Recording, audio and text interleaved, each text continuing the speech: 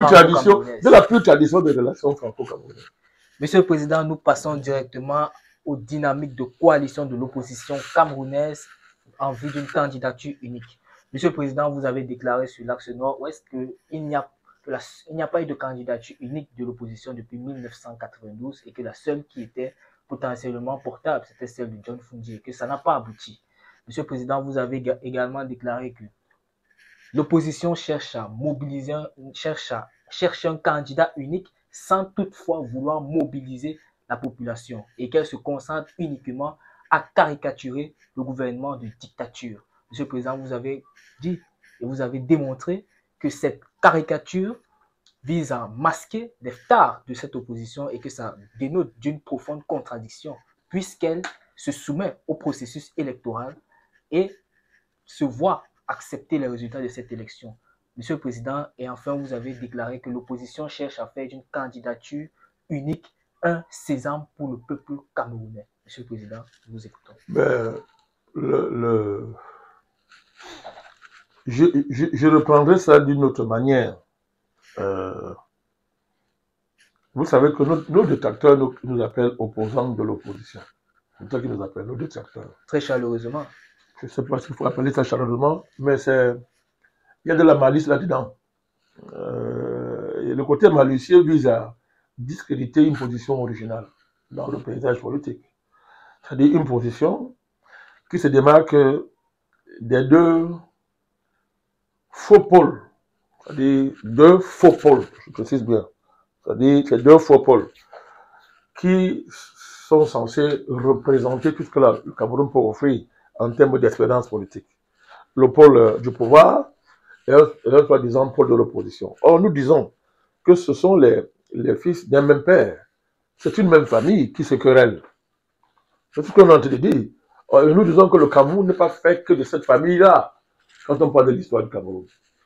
L'histoire du Cameroun, c'est, si on veut schématiser, c'est deux principales familles historiquement constituées. La famille qui considère que pour que le Cameroun prospère, il faut d'abord naturellement faire prospérer les intérêts étrangers. Parce que depuis notre rencontre avec l'Occident, lutter pour l'indépendance n'a pas d'issue favorable. Ça ne sert à rien, il vaut mieux pratiquer la sagesse consistant à collaborer avec le colon, c'est-à-dire en fait se compromettre, accepter sa domination contre une paix coloniale, une paix néocoloniale, une stabilité néocoloniale, une stabilité coloniale, avec tous les maigres avantages qu'une élite peut soutirer de cette compromission. C'est une vieille position politique et stratégique qui a engendré l'une des grandes familles politiques du Cameroun, c'est-à-dire la famille que la figure de Joula est venue consacrer. Si je fais une référence, facile à comprendre. Donc, le stade culminant de cette famille, ça a été son avènement politique sous la tutelle de M. Joula. M. Joula, c'est le père du colonel français au Cameroun. Et c'est aussi le père initiateur de l'élite Cameroun, d'une certaine élite politique camerounaise, ce que nous appelons les joulatistes. Donc, vous avez d'un côté l'autre tradition politique camerounaise, à savoir celle qui estime qu'il n'est pas question de laisser les étrangers déterminer le sort de notre pays. Étant chez nous, Charbonnier étant chez soi, c'est à nous de décider du sort de notre pays, de son destin, et de traiter d'égal à égal avec tout ce qui vient de l'étranger. Vous parlez de la tradition upéciste. Cette tradition a été consacrée au niveau le plus élevé, et souvent par le mouvement upéciste. Le mouvement upéciste, originalement parlant, est sa consécration la plus aboutie. Son apothéose? Oui, la plus aboutie. Oui. Voilà. Donc, voilà les deux familles fondamentales de la politique camerounaise. Alors, qu'il y ait des sous-familles liées à ces deux familles principales, c'est une chose. Il ne faut pas nier ça. Mais de manière fondamentale, c'est ça. Ce sont les deux pôles fondamentaux de la politique camerounaise. Donc, ceux qui nous appellent opposants de l'opposition visent par ce tour de passe-passe à cacher cette ligne de démarcation fondamentale de la politique camerounaise. Ils veulent masquer ça et remplacer ça par une espèce de bricolage idéologique où on appelle opposants les gens qui sont seulement contre Paul Biya. On appelle l'opposant ceux qui veulent remplacer Biya et qui font de Paul Biya le problème du Cameroun. En fait, ça traduit quoi? C'est les deux facettes de la famille Ojulatis qui s'affrontent au Cameroun. Il y a la facette de l'endo-colonial qui est au cœur du pouvoir, on le connaît. Ceux-là, on se considère que bon, vraiment, après Biya, c'est Paul Biya qui doit continuer, soit par son fils, soit par un des barons autour duquel ils peuvent faire consensus, etc. De l'autre côté, vous avez la facette de l'opposition, ce que j'appelle les nouveaux Ojulatistes, la nouvelle génération d'Ojulatistes, autour des Camto, de tous ces gens qui sont là. Vous parlez de l'axe nord-ouest. Avant d'arriver à ça, ils sont là. Quand on dit l'axe nord-ouest, tous ces partis politiques-là, qui sont de l'opposition là, il y a qui n'est pas Ojolatiste là-dedans. Vous-même allez étudier. C'est cette voie qu'on veut taire. On veut tout faire pour nous étouffer, en nous caricaturant. Donc on veut nous faire taire. Donc, je considère que cette élection présidentielle, c'est le rendez-vous des Ojulatistes entre eux. La vieille génération d'Ojulatistes et la nouvelle génération. Sous le parrainage de la France et de l'Occident. Parce que les deux ont pour référence absolue la France, l'Occident. C'était ça. Vraiment, c'est de ça qu'il s'agit. C'est fondamental. Alors, il ne faut pas être tout excès nuisant. Il ne faut pas nier les évolutions qu'il y a eu, y compris dans la famille Ojulatis au pouvoir. Il y a beaucoup d'évolutions. Le président Biya a diversifié les partenariats, c'est un fait. En le faisant, il a poussé sa famille à évoluer. Mais cette évolution n'est pas bien digérée par les enfants politiques du président. Et il y a beaucoup qui attendent qu'il parte et qu'il retourne chez leur papa naturel, la France. Aidé en cela par une opposition elle-même qui ne joue que par Paris et par un anti-panafricanisme le plus réactionnaire. Donc il est important d'expliquer pourquoi nous avons décidé que dans une élection, nous ne soutenons personne. Je dis bien personne. Je vais bien expliquer ça. Donc une fois qu'on a dit ça, ben, dans un tel contexte, rechercher la candidature unique signifie quoi? Si vous pensez que notre horizon indépensable en matière de géopolitique, c'est l'Occident, et que nous sommes seulement là pour répéter ce que l'Occident nous a instruit de faire. Si vous estimez que c'est ça le fondamental chez vous, à partir de ce moment-là, à quoi sert un candidat unique? C'est un candidat unique de l'Occident. C'est un candidat unique pro-occidental. Qu'est-ce qui va le différer alors du RDPC? Ce sont les querelles de famille, à savoir, ma chambre n'est pas bien climatisée, je n'ai pas assez d'eau dans ma chambre, les carreaux de mon frère briquent les miens. Ils ont des querelles comme ça entre eux. Vraiment, ça fait longtemps que tu es au pouvoir. C'est aussi notre tour. Hein? Vous, les bêtis, entre guillemets, vous êtes au pouvoir. Les nordistes ont pris autant d'aide. Il faut aussi que ça vienne chez nous, c'est le tourisme politique, le tourisme présidentiel, etc. Voilà les querelles qui les opposent, d'où leur accord sur leur essentiel programmatique, c'est deux mandats, tu pars, on met ça dans la Constitution et on fait des élections à 2 tours. Voilà toutes leurs réformes, tout ce qu'ils racontent, il n'y a rien de... Que ce soit la social-démocratie de notre ami, aux yeux au choix, tout ça, c'est la même chose, il n'y a rien de bon là-dedans. On est dans la révolution. Nous, c'est la rupture, on est dans la révolution panafricaniste. Nous, on est... C'est-à-dire qu'il faut sortir de tout ça. Et dans tous les domaines de notre vie nationale, de notre histoire. C'est ça la continuité épaissiste, de notre point de vue. Donc, vous voyez donc que c'est à partir de cette grande orientation, de cette lecture globale, que vous comprenez dans la dynamique de la candidature unique, soi-disant. Bon, d'ailleurs, elle est très hypothétique. J'ai déjà expliqué qu'au Cameroun, il n'y a jamais eu de candidat unique. Comment on peut poursuivre un objectif qui est irréalisable en soi? Ça n'a pas de sens, c'est pour tromper les gens. Ou bien c'est la sorcellerie. On ne peut pas fixer un objectif dont on sait par avance qu'il est irréalisable, parce qu'il n'est pas possible qu'il y ait un candidat unique de position au Cameroun. Ce n'est pas possible. Par contre, il peut y avoir une coalition autour d'une candidature forte qui mobilise. Oui, ça c'est faisable. On l'a eu, je vous l'ai dit qu'on l'a eu en 1992 avec le président New John Frundi, père son nom. Et il est passé à 2 doigts de la victoire, 2 doigts de la victoire. Mais à l'époque, beaucoup de candidats, aussi valable, aussi représentatif, d'après la géo-ethnie camerounaise et le communautarisme politique qui prévaut chez nous, Belouba était candidat, il avait son poids. Je crois qu'il a fait à l'époque 17%, je crois. 92, c'est pas petit. Hein? Monsieur Namjoya était candidat, Adamou Namjoya, perd son nom, il a fait 3%. Et d'autres, Jean Kindi étaient candidats. Pour ne pas citer les autres. En 97, on a voulu essayer, je crois aussi en 2004, toutes ces démarches n'avaient jamais abouti. Jamais abouti. Et depuis, n'a plus émergé au sein de l'opposition camerounaise quelqu'un de la figure, de la carrure de Foundi, qui avait réussi à fédérer les Camerounais sur une base nationale. Je ne parle pas des gens qui mobilisent sur une base ethnique. Il faut bien comprendre ça. Donc quand nous parlons, le concept même de candidature unique au Cameroun, si on veut donner du sens, dans son ancrage camerounais, parce qu'il faut rappeler que ce concept de candidature unique, ça sort tout droit des cuisines de l'Élysée pour fausser les dynamiques démocratiques en Afrique. C'est-à-dire, de manière originelle, c'est ça. Mais les peuples ont pu s'approprier cette idée stratégique. Et au Cameroun, il y a eu une appropriation populaire, portée à l'époque toujours par l'UPC, hein, par l'UPC, parce que Foundi, sans choquer les gens, en grande partie, c'est l'UPC qui l'a fait.